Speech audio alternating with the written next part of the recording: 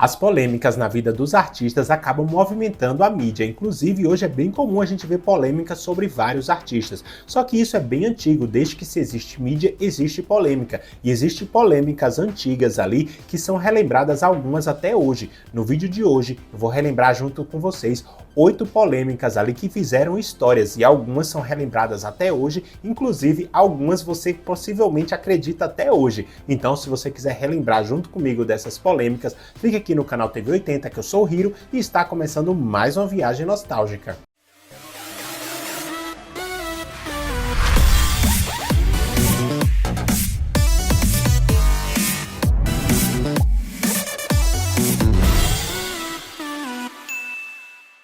Existem polêmicas que mesmo no decorrer dos anos não são esquecidas e algumas acabam gerando até lenda urbana ali sobre a vida dos famosos. E no vídeo de hoje nós vamos passar por 8 polêmicas históricas ali que deu muito o que falar na época e algumas são relembradas até hoje. Então se prepara para a nossa viagem no tempo. Nossa primeira polêmica aconteceu no ano de 1971, envolvendo o apresentador Silvio Santos. Tá bom. Silvio Santos foi alvo de uma polêmica no ano de 1971, na qual diziam que ele era careca. Sabe que eu não gosto de homem careca. Só que eu vou explicar para vocês entenderem o conceito dessa história. Existia uma revista no ano de 1971 chamada Revista Melodias. Essa revista já estava beirando a falência ali na época. E ela era dirigida pelo Plácido Manaia Nunes, que era bem amigo do Silvio Santos ali na época. Inclusive o Plácido foi o criador do Troféu Imprensa. E como a revista estava passando por dificuldades financeiras, o Silvio Santos resolveu usar o seu prestígio ali para poder ajudar a revista. Afinal, nessa época ele já estava apresentando o programa Silvio Santos na Rede Globo, que fazia bastante sucesso. Então o Silvio junto com o Plácido resolveram bolar a história ali de publicar uma matéria dizendo que ele era careca, que isso possivelmente ia dar muita repercussão. Então o Silvio Santos acabou fazendo uma fotografia e foi feita uma montagem ali para ser publicado como capa da revista, afirmando que o Silvio Santos era careca. Aí o Sérgio Malandro chegou com um quadro e falou: só você pode segurar esse quadro, fechado num papel, aquele papel marrom, papel pardo que chamam, né? Eu falei, tá bom, e fiquei segurando aquilo lá. Ele falou, na hora que eu te pedir, você me dá esse quadro. Eu falei, tá bom, Sérgio. Aí me pediu o quadro, deu um quadro, ele pegou, abriu o quadro e não mostrou pra câmera. E aí o Silvio, o que é isso aí, Sérgio? O que é isso aí? O que é isso aí? Ele pegou e virou o Silvio Santos careca. Nossa. Saiu até na capa de uma revista de 1900 e bolinhas e não sei o que, não sei o que. Aí, por isso que pegou, que todo mundo achava que era o Silvio Santos que estava careca. Mas o Sérgio Malandro fez essa montagem do Silvio Santos careca. Pegadinha do balé! Então, nesse ano de 71, foi lançada essa revista ali com essa fake news criada ali pelo próprio Silvio junto com o Plácido, que acabou fazendo sucesso. A revista esgotou das bancas na época. A repercussão foi muito grande. As pessoas só falavam nisso, que o Silvio Santos era careca e usava peruca.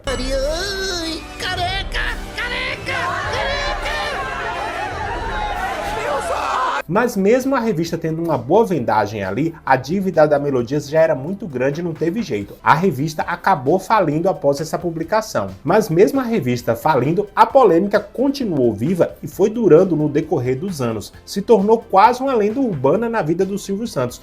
Todo mundo achava que o Silvio era careca. Se você viveu, por exemplo, ali na década de 80 e 90, com certeza você ouviu alguém afirmar que o Silvio Santos era careca e que utilizava peruca. E os anos foi passando e essa história nunca foi esquecida. Era deixada ali de lado, mas todos acreditavam que o Silvio Santos era careca. Só que no ano de 2009, essa história ganhou força, pois a Maísa participava ali do programa do Silvio Santos ali nos domingos do SBT e teve um momento que ela puxou o cabelo do Silvio e começou a afirmar que era uma peruca, que o Silvio Santos usava peruca. É peruca!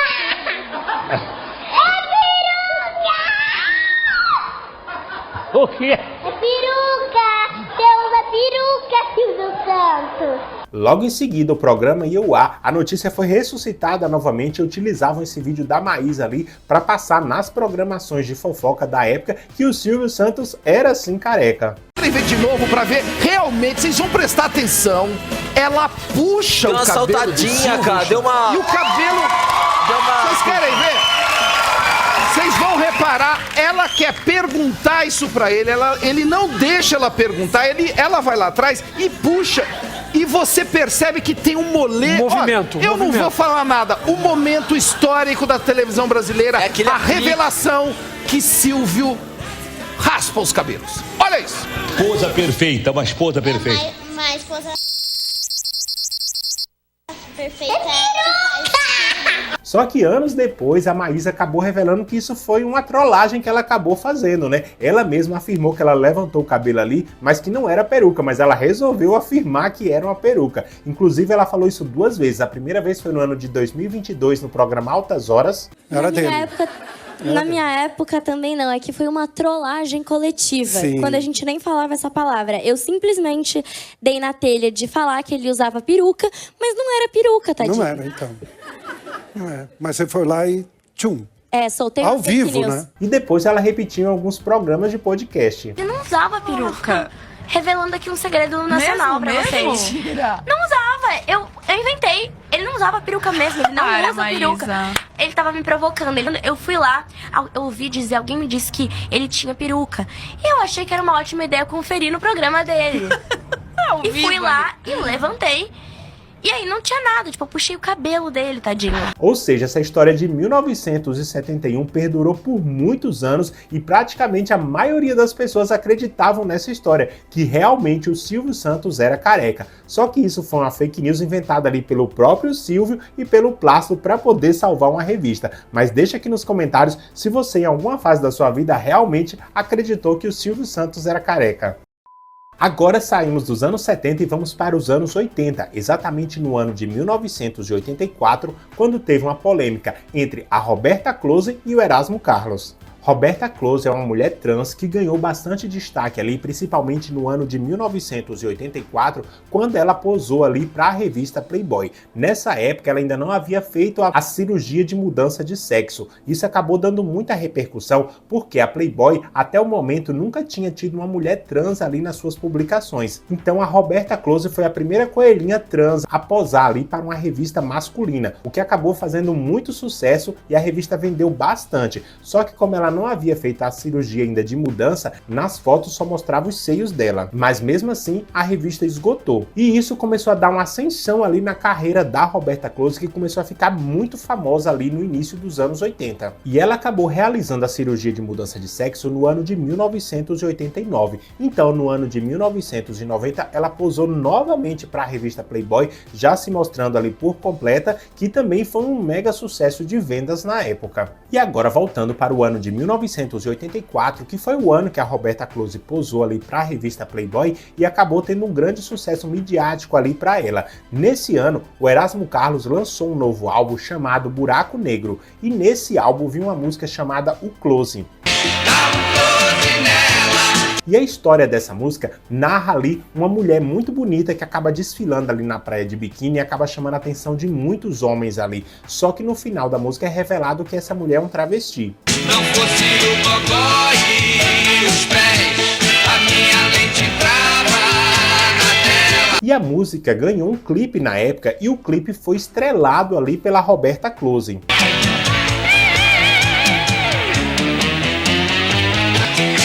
Uma maravilha de pequena, com complexos de ambos os sexos.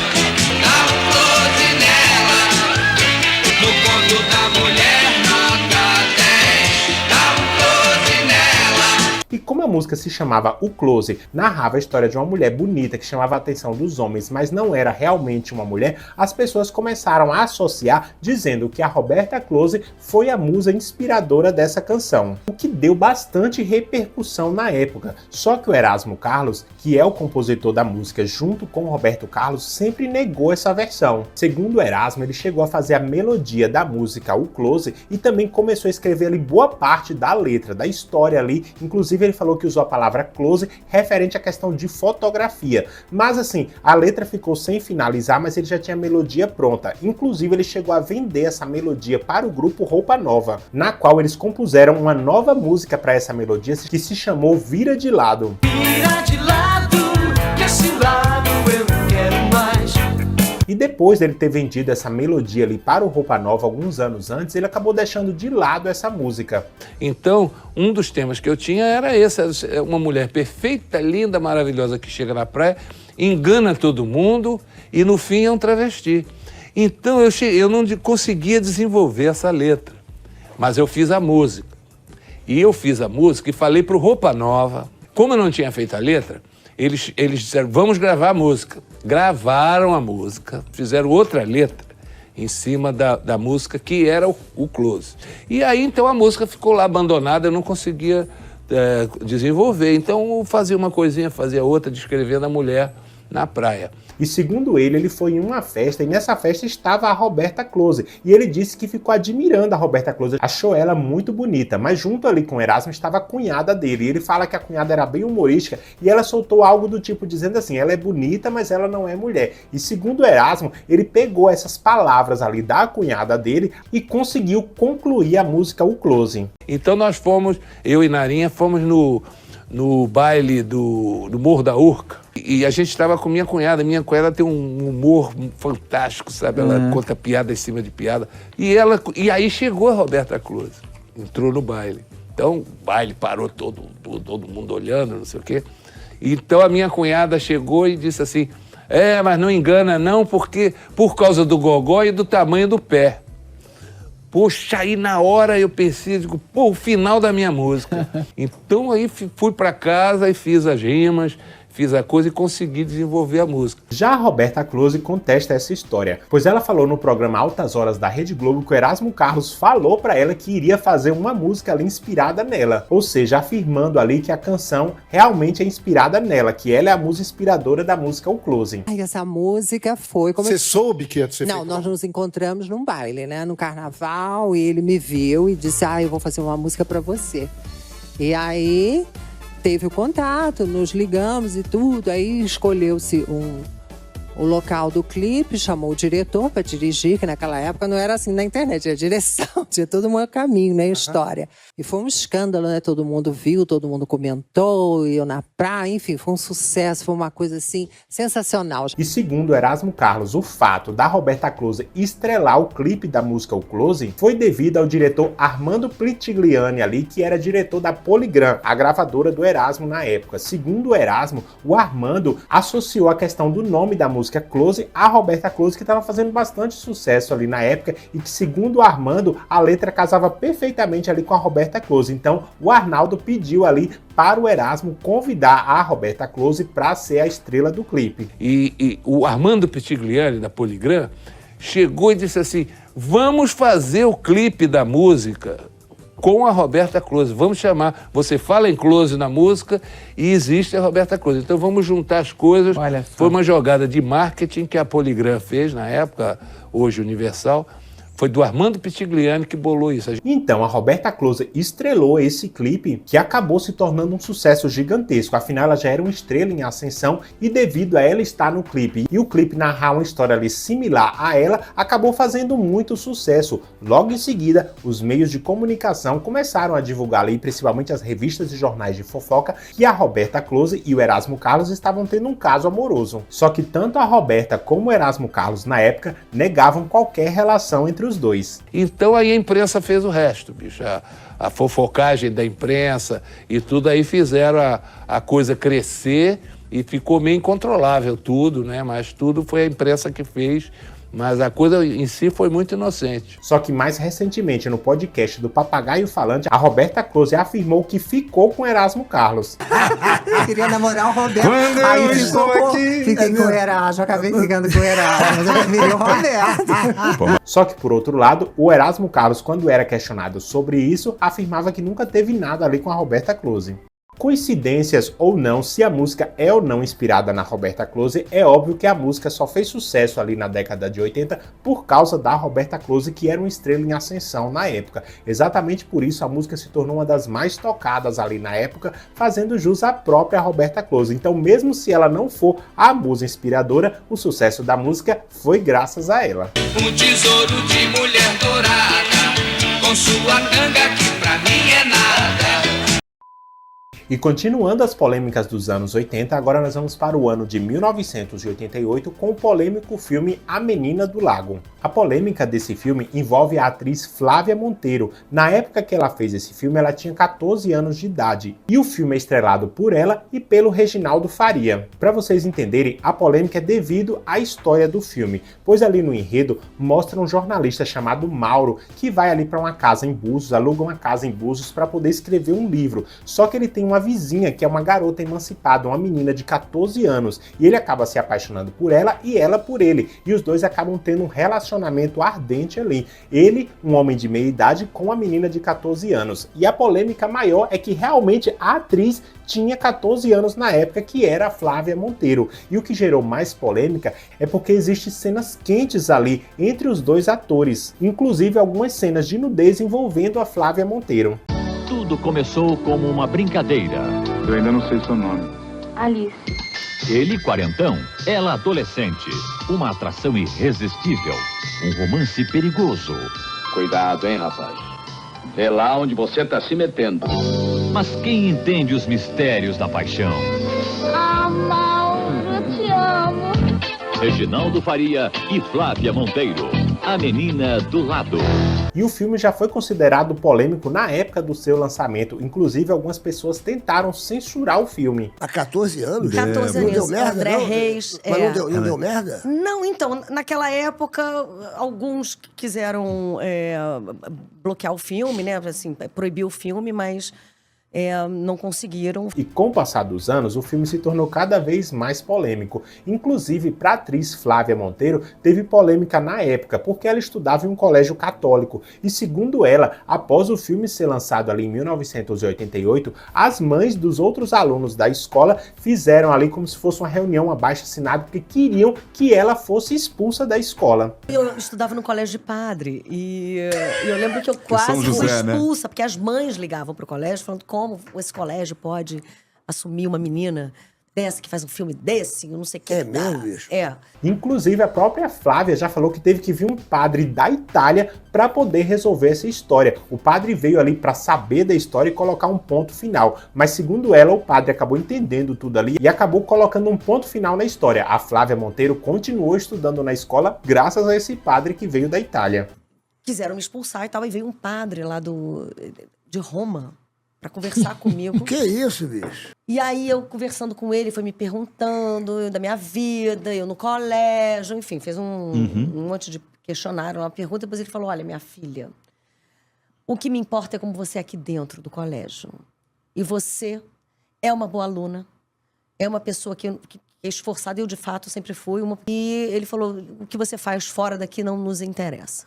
Resolvido o meu problema, as mães entubaram a minha permanência no colégio. Ou seja, toda a polêmica do filme envolve ali a questão da diferença de idade e de ser uma garota menor de idade, tanto a personagem quanto a atriz. Hoje em dia, eu acho que o filme não passaria. Não passaria. O filme seria hoje, nossa, Agora seguimos para as polêmicas dos anos 90, e a primeira é do ano de 1995, que é a polêmica do chute na Santa. No ano de 1995, a Rede Record já pertencia à Igreja Universal do Reino de Deus, e nas madrugadas era exibido um programa chamado Despertar da Fé, como se fosse o Fala Que Eu Te Escuto, que é transmitido hoje em dia. E exatamente no dia 12 de outubro, que era o dia de Nossa Senhora Aparecida, padroeira do Brasil, o pastor Sérgio Von Helder estava apresentando o programa, e lá no programa ele levou uma imagem ali de Nossa Senhora e ele mostrou indignação por o país ter um feriado ali dedicado à padroeira. R$500, meu amigo,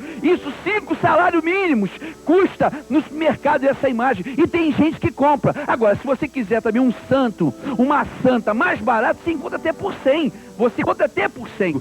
E durante as suas falas, ele acabou ofendendo a imagem. Será que Deus, o Criador do universo, ele pode ser comparado a um boneco desse tão feio, tão horrível, tão desgraçado? E tudo acabou culminando no momento que ele deu um chute ali na Santa. Nós estamos mostrando às pessoas que isso aqui, ó, olha só, meu amigo, olha só, aqui, ó, isso aqui não funciona aqui, ó, isso aqui não é santo coisa nenhuma, isso aqui não é Deus coisa nenhuma. No dia seguinte, a polêmica já estava instaurada ali sobre a Rede Record, sobre o próprio Sérgio Von Helder e também sobre a Igreja Universal, porque todas as outras emissoras e veículos de mídia ali caíram em cima da Rede Record. Na época não se usava o termo intolerância religiosa, mas era basicamente nesse viés, estavam acusando ali a Rede Record de uma espécie de intolerância religiosa, que eles não usavam essa palavra na época. Polêmica e indignação em todo o país.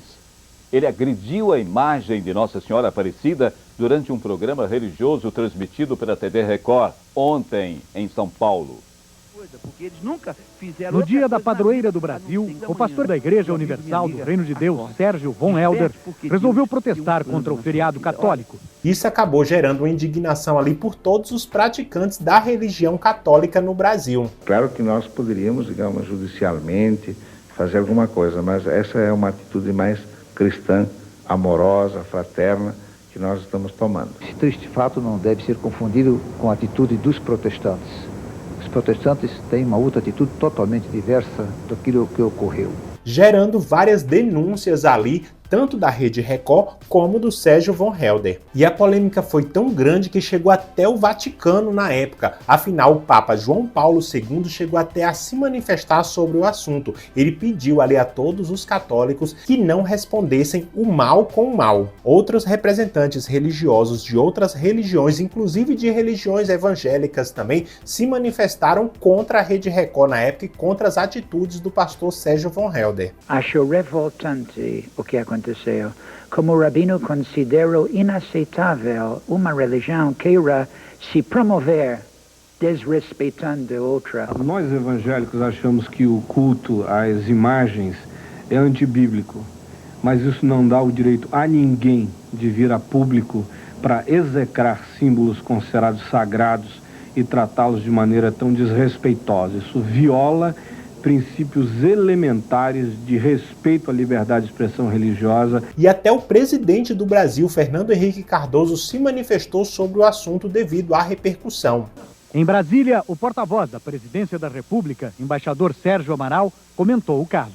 Qualquer manifestação de intolerância fere esse espírito de convivência e também o espírito cristão. Então o pastor Sérgio von Helder foi indiciado e no ano de 1997 ele foi condenado a 2 anos e 2 meses de prisão. Só que o juiz determinou que a pena fosse cumprida ali no regime semiaberto. E a Igreja Universal, a Rede Record e o bispo Edir Macedo, que é responsável ali tanto pela igreja quanto pela rede, não se manifestavam ali sobre o assunto. Por mais que eram procurados ou questionados por outras redes ou jornais, eles não tocavam no assunto. Durante todo o dia, o Jornal Nacional tentou ouvir algum representante da Igreja Universal. Ninguém quis falar. O diretor da Rede Record de televisão, Eduardo Lafon, disse que a emissora apenas transmite o programa Despertar da Fé sem interferir no conteúdo, que é de inteira responsabilidade da Igreja Universal.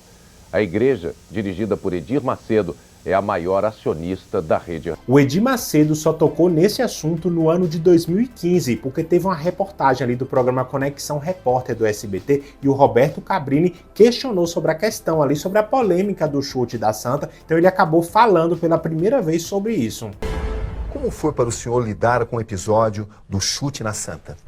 Aquele chute foi a pior coisa que aconteceu dentro do trabalho da Igreja Universal. Por quê? Porque não é o nosso estilo agredir religião de ninguém. Nós temos a liberdade de crer na palavra de Deus. E nós exigimos respeito para conosco. Ora, se nós exigimos respeito para com a nossa crença, para com a nossa fé, nós temos que ter respeito para com a crença alheia. O senhor condena o ato de se chutar a Santa?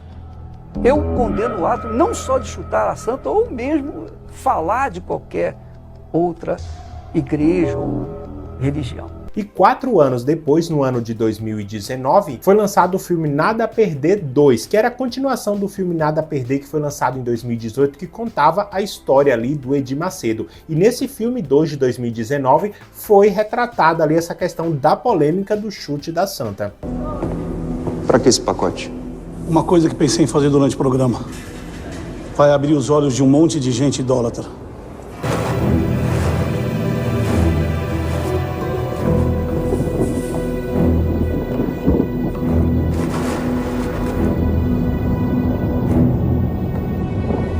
Agiu sem pensar e acabou passando dos limites. Mas afinal, o que ele fez? Ele levou uma imagem da Aparecida, né, para o nosso programa de TV, e no dia do feriado da Santa, e deu umas pancadinhas na imagem. Pancadinhas? Com um toquezinho com o pé também. Mas como assim? Você está dizendo que ele chutou a imagem?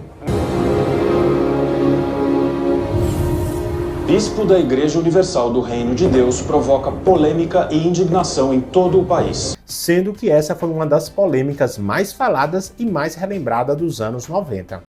Continuando ainda nos anos 90, agora vamos para o ano de 1986, relembrando a polêmica do ET de Varginha. O incidente de Varginha foi um caso onde várias pessoas relataram ali avistamento de OVNIs, objetos voadores não identificados ali no céu da cidade de Varginha, município de Minas Gerais. We became human.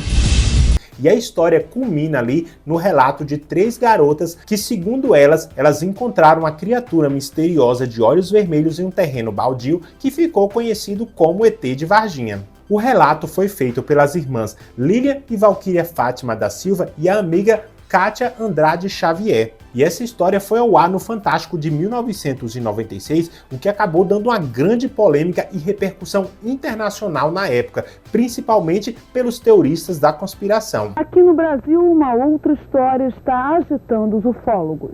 3 pessoas de Varginha, no sul de Minas, juram que viram um ser muito estranho, nem homem, nem bicho. Muita gente acredita que trata-se de um extraterrestre. E dizem também que o ser foi capturado pelas autoridades e é mantido escondido em algum lugar. E na história, as 3 narravam ali que elas estavam andando na rua e no momento estava chovendo forte, tendo bastante vento, então elas resolveram pegar um atalho ali por um terreno baldio, só que quando elas iam passando, elas viram uma criatura misteriosa, meio humanoide ali, de cor marrom e também com os olhos vermelhos. Aí de repente, assim que nós olhamos pra lá, assim, aquela coisa estranha, redonda, nossa, tava super estranho. A gente ficou com tanto medo que não ficava observando muito não. Aí daqui a gente já correu pra lá e desceu. E quando a gente tava descendo, a gente foi olhando pra trás e viu ele ali. E tava na mesma posição e não mexeu nada. Tinha perna e braços normal, de um homem normal, assim. Mas que a gente olhou direito não era assim um homem, tinha chifres. E essa criatura foi intitulada de ET de Varginha, que deu muita repercussão na época. Praticamente todo jornal falava sobre isso, todo veículo de imprensa nacional e internacional falavam sobre o tal do ET de Varginha. Cresce o mistério sobre o ET que teria aparecido em Varginha, sul de Minas Gerais. Estudiosos dos discos voadores dizem ter ouvido de militares da região que a estranha criatura foi capturada e depois levada para outro estado. O que acabou sendo extremamente positivo para a cidade de Varginha, porque a cidade começou a se tornar um lugar turístico, inclusive para deixar a cidade mais no estilo ali alienígena, foi colocada uma caixa d'água no formato de disco voador ali no centro da cidade. E até hoje a cidade de Varginha é alvo de turismo ali devido ao ET de Varginha. Apenas que você conhecimento. Agora vamos para polêmicas dos anos 2000, exclusivamente para o ano de 2001, onde teve uma polêmica com o grupo El Chan. Segura o Chan, amarra o Chan, segura o Chan, Chan, Chan, Chan. O grupo El Chan, no ano de 2001, lançou um álbum chamado Turma do Batente. No álbum tinha a música ali de mesmo nome e a música falava ali sobre profissões, era como se fosse uma homenagem a essas profissões. Chegou a turma do batente, chegou a turma do batente. E os participantes do grupo se apresentavam ali, cada um vestido com a roupa de uma profissão. Inclusive a capa, o encarte, a contracapa do CD trazia foto de cada um deles ali trajando a roupa de alguma profissão. Só que a polêmica está sobre a dançarina Sheila Carvalho, que estava vestida de enfermeira ali durante o ensaio da capa do álbum e também nas apresentações ali da música.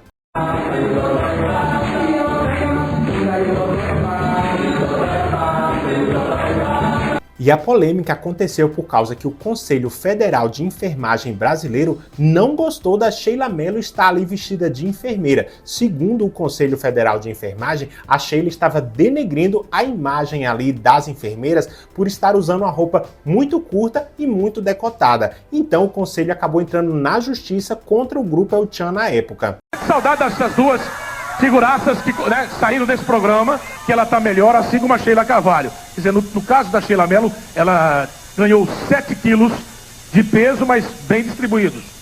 Tem que fazer um trabalho para ganhar uma massa muscular e perder gordura, né? Então... E no processo eles pediam que os CDs fossem recolhidos das lojas e que fosse retirada a capa ali onde a Sheila Mello estava vestida de enfermeira. Além também de proibir o El Chan de cantar a música Turma do Batente, porque a música em uma parte falava sobre a enfermeira. Aí vem a enfermeira, vem maneira, vem parceiro examinar. E ela pega na cabeça e o dodói passa, e o dodói passa, e o dodói.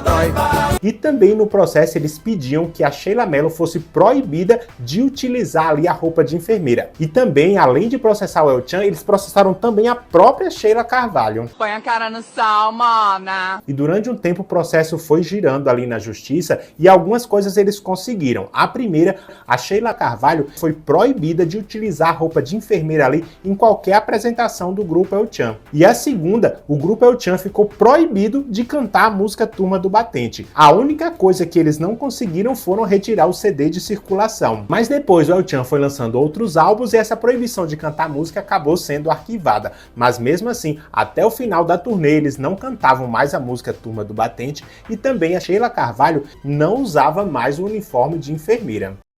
Continuando, agora nós seguimos para o ano de 2002 com a polêmica do programa do Ratinho com os gritos do inferno. Em 2002, o Ratinho exibiu ali no seu programa uma reportagem que falava que um grupo de cientistas russos ali estavam cavando vulcões e encontraram uma caverna, colocaram o microfone e gravaram ali alguns sons que se assemelhavam a gritos de pessoas em sofrimento. Então eles atrelaram que ali seria o portal para o inferno, que eles conseguiram gravar os gritos do inferno. Uma matéria feita por cientistas, eles acham que é aquilo que eles encontraram, os cientistas russos acham que encontraram como é que é? A voz do inferno. Como é que é? Revelador que surgiu a partir de um grupo de cientistas russos que pesquisava vulcões.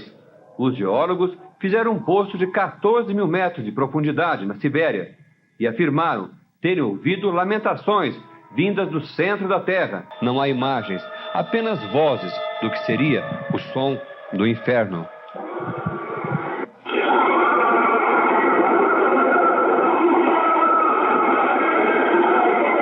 Inclusive, eles levaram esses áudios até para um padre escutar na época e o padre acabou acreditando ali que era sim os gritos do inferno, deixando as pessoas que estavam assistindo ainda mais crentes de que aquilo era verdade. Mostramos as vozes a um padre.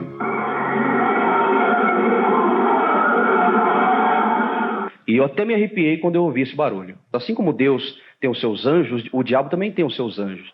E o diabo foi aquele anjo rebelde que foi expulso do céu e que a partir deste momento ele quer atormentar as pessoas, ele tem os seus anjos, os seus espíritos que vêm para atormentar as pessoas e tentar levar as pessoas para onde ele está, que é o barulho do inferno. Isso deu bastante repercussão após ir ao ar. A repercussão não foi midiática, mas foi mais entre as pessoas que assistiram o programa. Eu digo porque eu assisti essa reportagem e eu lembro que quando eu fui para a escola, na época eu estudava, todo mundo só falava desses gritos do inferno. Acho que todo mundo que assistiu ficou com medo na época. Era uma coisa que mexia com o nosso imaginário, era igual as lendas urbanas do Gugu. A gente ficava com medo um tempão. Então a repercussão, a polêmica foi mais no sentido de fala-fala. Todo mundo só falava nesse assunto ali por muito tempo. Isso não existe!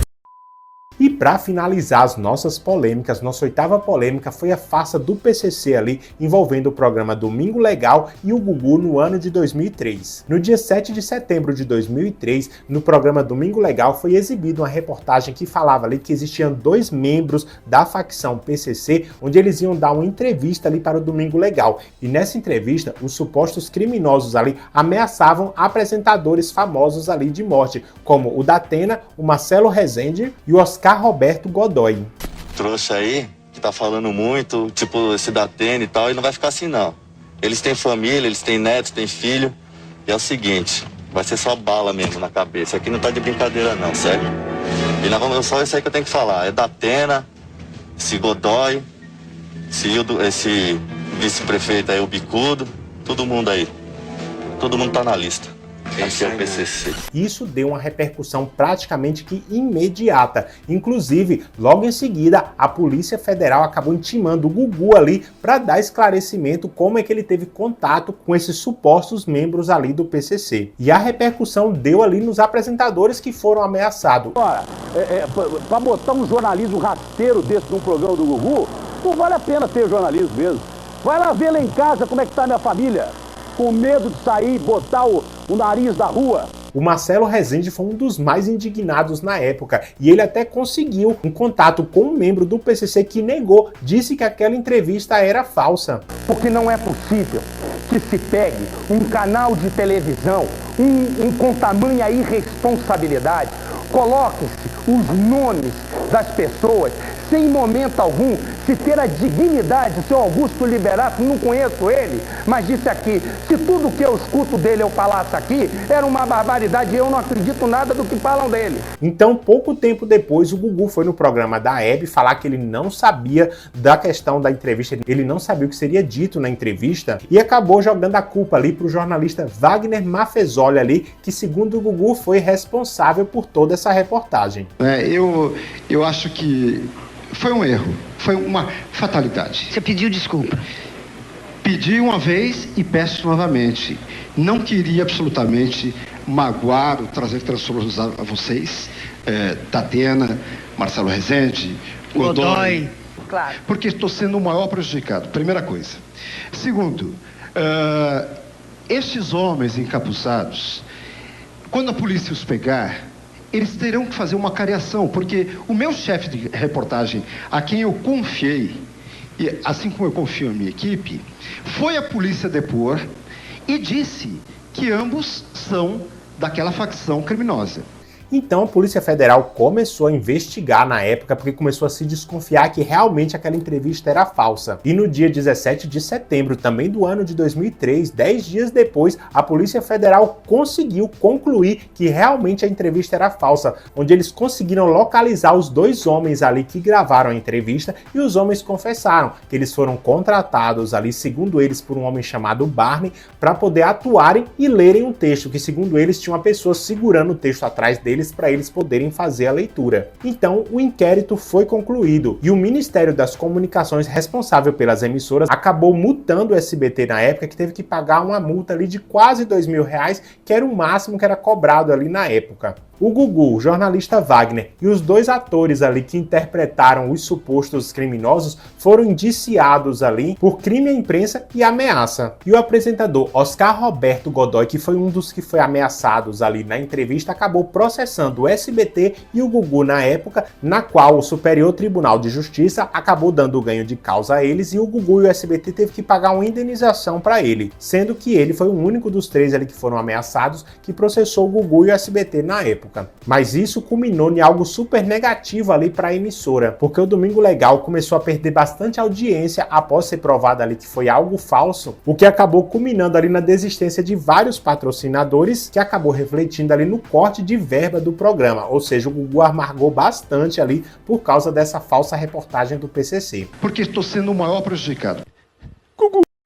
Agora eu quero que você deixe aqui nos comentários se você relembrava dessas polêmicas, se tem alguma dessas que você lembra até hoje, tem alguma que você não relembrava mais, que veio relembrar aqui no vídeo, deixa aqui nos comentários que eu vou ler todos.